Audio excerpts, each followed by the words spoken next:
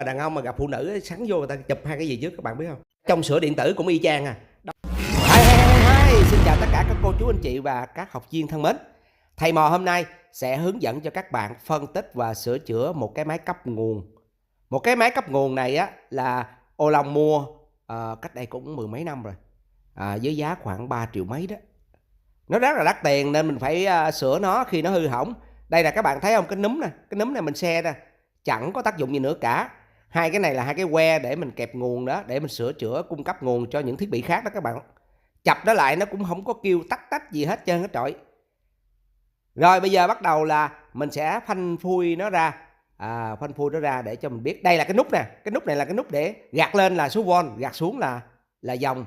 Để khi mình cấp, mình sạc bình hay là những cái thiết bị mà bên ngoài đó thì mình sẽ tinh chỉnh những nút này. Nút này là nút tinh chỉnh nha các bạn, nút tinh chỉnh. Còn ở bên đây cũng vậy, nút dòng, clearance là dòng.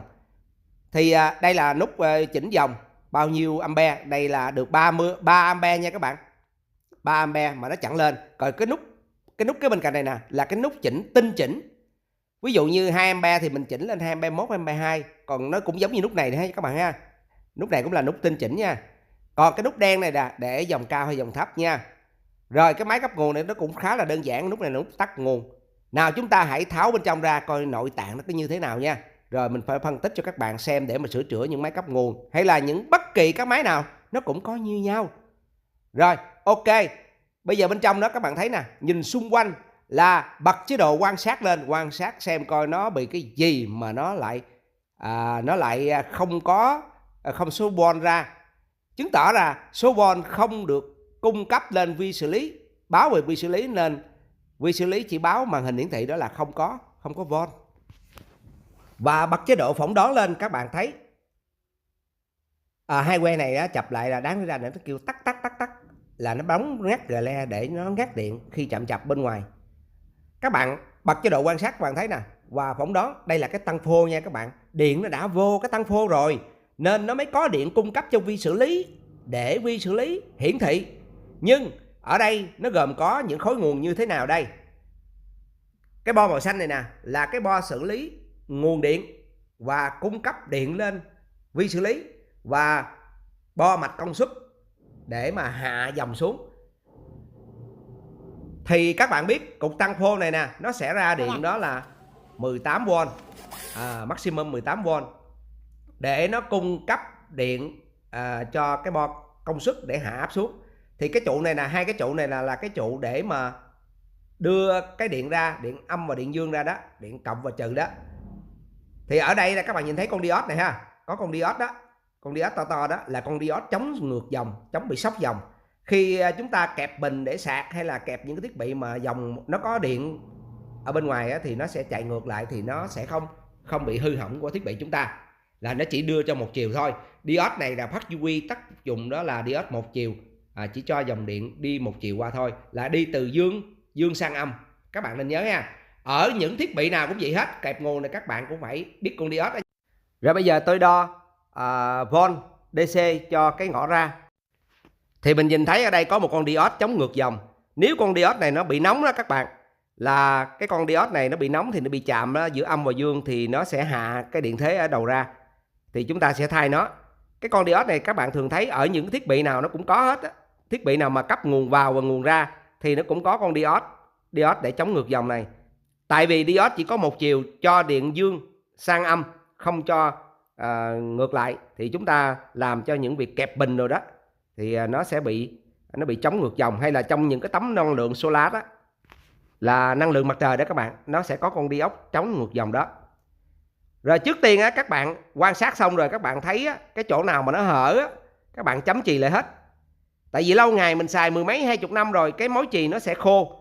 Và những cái vô linh như thế này á, thì các bạn dùng RB7 hoặc là dầu hôi á, dầu lửa đó, thì các bạn xịt vào rồi xe cái nấm ha, xe cái này nó giống như là mình xe một cái vô linh gì đó. Rồi sau khi mà hàn lại tất cả các mối hàn và kiểm tra tất cả các dây nhợ không bị đứt thì các bạn ráp vào. Thì cái màn hình hiển thị này nó cũng có khi nó chập chờn đó các bạn. Bây giờ nó hiển thị rồi đó các bạn, nó bị hiển thị lên. Và có lúc nó chập chờn thì mình xử lý bằng cách gì rồi ha. Sau khi hàn lại tất cả các mạch thì các bạn biết rồi đó, cái sự chập chờn của cái màn hình nó không còn nữa. Thì các bạn biết là dùng phương pháp bắt cầu là tìm xem những cái cầu chì nào đó thì các bạn thấy nó bị đen hay là bị đứt khi bạn đo, thì các bạn thử coi, lấy cái nhíp bắt cầu nó qua.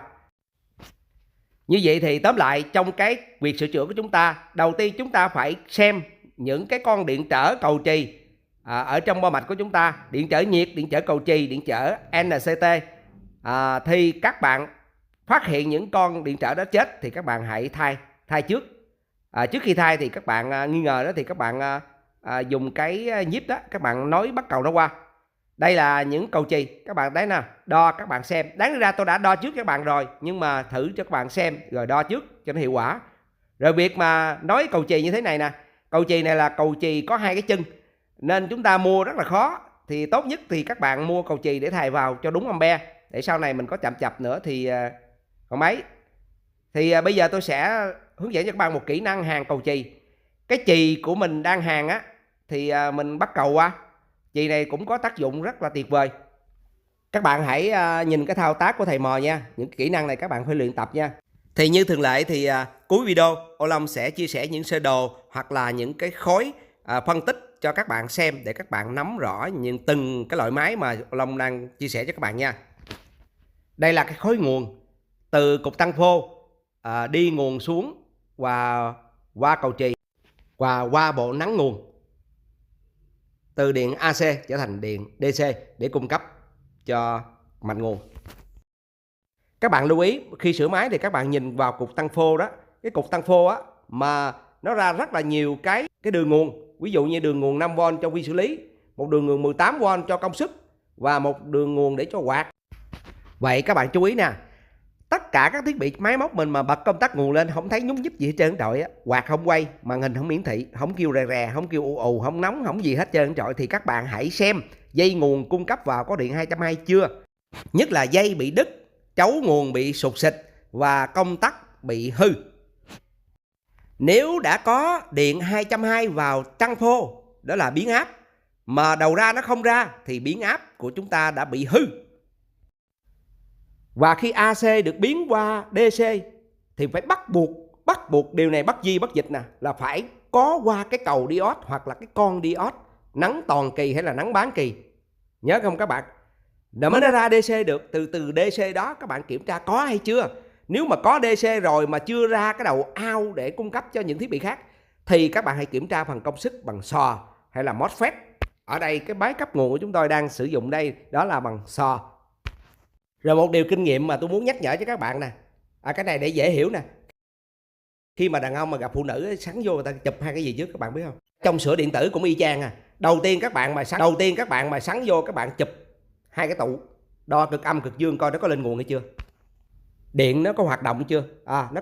Nó có von ở đây chưa đó, nghĩa là điện nó có bật hay chưa ha. Thì các bạn tôi liên tưởng các bạn dễ nhớ cái bài học này nha. Hễ ai mà học cái lớp học sửa mò của thầy Mò thì các bạn phải biết đo nè, phải biết dò nữa, dò mạch đó. Dò mạch là sao? Là các bạn nhìn ở trên nè, ở trên nó có cái con gì? Cái tụ, con điện trở tăng si to thì các bạn hãy lật nó lên. Lật nó lên. Ở bên trên nó là cái con gì thì ở dưới nó là có hai cái chân hoặc là ba cái chân. Thì các bạn phải biết dò mạch và đường đi của đường mạch như thế nào. Tóm lại bài học hôm nay là các bạn muốn sửa mò, các bạn phải bật chế độ quan sát, nhìn ngắm dây nhợ coi nó bị đứt hay không. Hàn mối chì lại thì các bạn đã thắng 50% trong sửa chữa rồi. Chúc các bạn thành công. Các bạn hãy bấm like, share và bật cái chuông thông báo lên. Thì các bạn bấm vào nút đăng ký thì các bạn hãy xem được video tiếp theo của Long nha. Xin chào và chúc các bạn thành công.